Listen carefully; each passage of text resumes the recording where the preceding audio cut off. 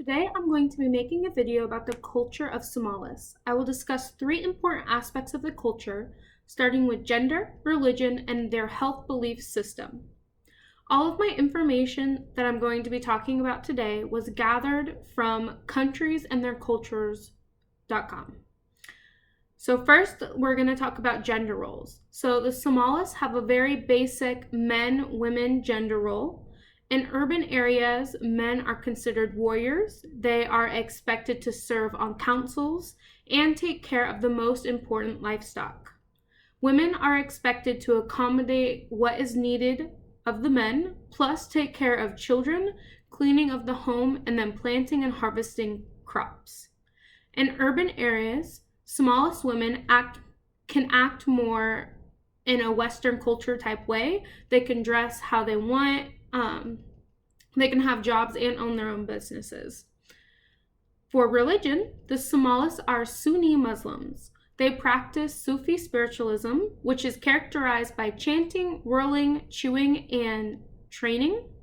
They believe that the poor have been given special powers by Allah, so they are always kind to the poor in fear of retribution that they would use their powers against them.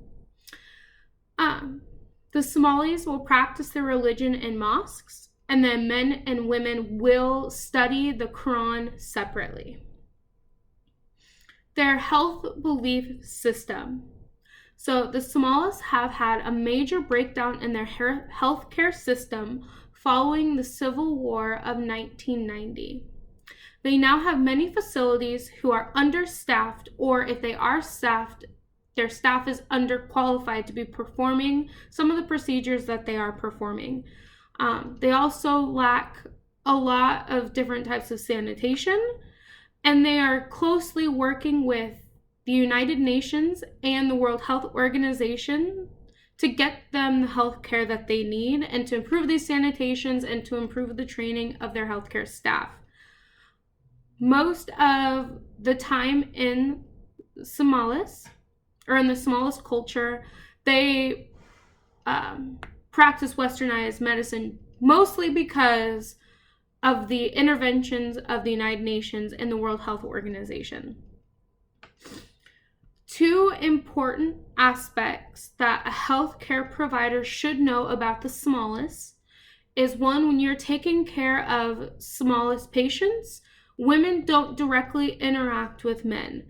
So one thing I would make sure to add to my practice, along with all healthcare workers should know, is that if it's a man and a woman together, address the men and make sure that you have a male healthcare provider, because they hold men in a higher regard than they do women. If it's a woman by herself, she is not allowed to directly interact with a man, which means you need to make sure that she has a female healthcare provider. The second thing that you should know about Somalis is they have extremely high rates of tuberculosis and malaria. And these are the 2 major illnesses, along with what causes the most death in the nation.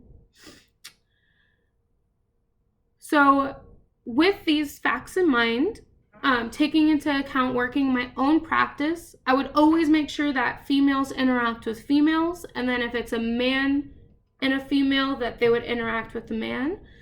And I would always make sure that there's an interpreter present, because part of great cultural competency in working with other cultures is making sure that we fully understand what the problem is so that we can fully take care of them. Thank you for taking the time to watch my video.